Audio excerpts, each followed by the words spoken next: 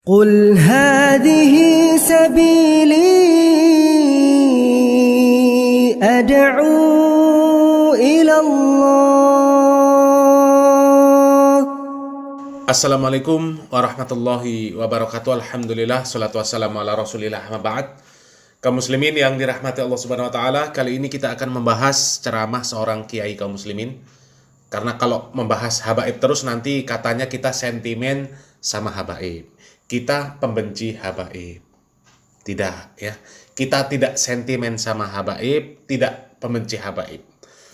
Ketika kita membahas ceramah-ceramah para habaib, itu bukan karena kita sentimen, bukan karena benci sama habaibnya. Ya. Kalau kita membahas tentang video habaib yang kita kritik, itu isi ceramahnya. Isi ceramahnya. Bukan karena dia habaib, kemudian kita kritik. Bukan. Ya. Bukan karena kita benci sama nasabnya. Bukan karena benci sama dari mana mereka berasal, dari negara mana, dari suku apa. Bukan. Karena memang di dalam agama Islam pun itu tidak memandang suku, bangsa, keturunan.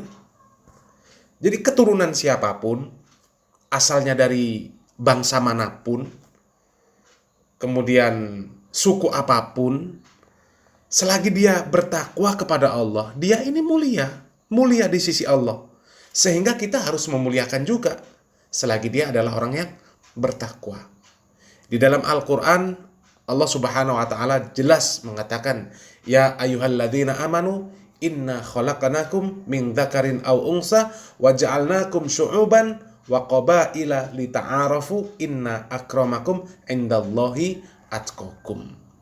Jadi Allah subhanahu wa ta'ala ini menciptakan kita, laki-laki, perempuan, berbangsa-bangsa, bersuku-suku, untuk saling mengenal. Kemudian kata Allah apa? Inna akramakum indallahi atqakum. Dan dari suku-suku, bangsa-bangsa, laki-laki dan perempuan yang ada di muka bumi ini, yang mulia di sisi Allah itu adalah yang paling bertakwa kepada Allah. Jadi bukan habaib pun kalau ceramahnya ngawur, ya kita kritik kaum muslimin. Bukan karena mentang-mentang dia habaib, kemudian bukan berasal dari pribumi, kemudian kita kritik, bukan. Ya, bukan. Dan kali ini kita tidak sedang membahas habaib kaum muslimin. Ini juga sebuah bukti bahwa kita ini bukan pembenci, bukan sentimen karena habaibnya, tapi karena isi ceramahnya itu yang tidak sesuai dengan syariat Islam, makanya kita bahas, kita kritik, ya.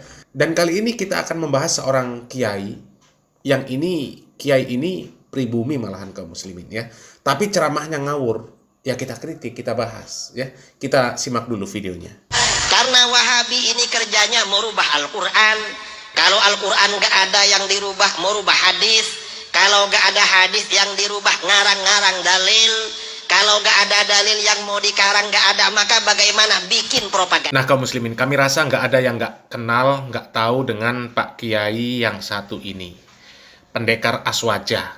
Mendapatkan julukan pendekar Aswaja, bahkan singa Aswaja.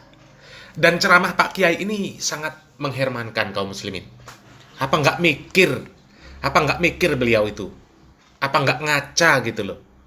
Kalau orang Jawa bilang, ini Pak Kiai ini nggak iso noleh kita edewi, nggak bisa introspeksi diri. Coba, siapa yang kerjanya ngerubah-ngerubah Al-Quran, ngerubah-ngerubah hadis, yang suka ngarang-ngarang dalil? Ya, kalau nggak ada Al-Quran, nggak ada hadis yang dirubah, nggak ngarang dalil, maka membuat propaganda. Ini asli, nggak bisa lihat fakta. Nggak bisa lihat fakta. Padahal kalau mau lihat fakta di lapangan, yang suka ngerubah dalil, ngerubah Al-Quran, kemudian ngarang-ngarang dalil, membuat propaganda, ya dari kalangan mereka sendiri sebenarnya. Dari kalangan Pak Idrus Romli sendiri. Dari ngasam Jawa, ngaswaja. Memahami Al-Quran, saenak udel dewe. Memahami hadis, ngarang-ngarang dalil, kemudian juga membuat propaganda. Itu sebenarnya dari kalangan Pak Idrus Romli sendiri, dari ngaswaja. Coba yang berusaha memalingkan kata kafir di dalam Al-Quran siapa? Dari kelompok mana? Orang-orang Wahabi kah? Tidak. Katanya nggak boleh pakai kata kafir karena akan menyakiti perasaan orang-orang non-muslim. Padahal yang namanya non-muslim, orang yang bukan Islam, itu ya kafir. Setiap orang musyrik yang menyekutukan Allah, tidak menganggap Allah sebagai Rob, sebagai Tuhan, ya kafir. Coba baca surat Al-Bayyinah. Terang benderang itu, kayak matahari di siang bolong. Jelas sejelas-jelasnya. Lam yakunil ladzina kafaru min ahlil kitab wal musyrikin. Coba. Tidak akan menjadi beriman orang-orang kafir dari kalangan ahli kitab dan orang-orang musyrik. Ya. Orang-orang kafir itu dari kalangan ahli kitab dan orang-orang musyrik. Musyrik ini bersifat umum. Setiap orang yang menyekutukan Allah, ya, tidak beragama Islam, maknanya, itu ya kafir. Innalladzina kafaru min ahlil kitab wal musyrikina fi nari jahannam khalidina fiha. Sesungguhnya orang-orang kafir dari kalangan ahli kitab dan orang-orang musyrik tempatnya di neraka jahanam khalidina fiha. Kekal di dalamnya selama-lamanya. Jelas. Dan ayat yang menyebut kata-kata kafir di dalam Al-Quran itu banyak sekali. Banyak. Qul ya ayyuhal kafirun. Bahkan kata kafir sendiri menjadi nama surat. Coba. Jadi siapa yang pengen merubah-rubah, mengaburkan makna Al-Quran? Siapa? Apalagi hadis. Jangan ditanya lagi. Yang merubah, yang membuat. Itu banyak dari kalangan mereka juga. Coba cari hadis-hadis palsu tentang perayaan Maulid yang dipakai untuk mendukung acara Maulid. Coba, ya. Kemudian hadis-hadis perintah sholawat itu difahami untuk melegalkan ngarang-ngarang sholawat. Hadis-hadis tentang mendoakan mayat, bersedekah untuk mayat, kemudian difahami sebagai diperbolehkannya acara tahlilan. Coba, ya. Sampai ada solawat-solawat karangan yang banyak. Solawat badar, solawat nariyah, solawat tibil kulub, solawat apalah. Saking banyaknya solawat-solawat karangan.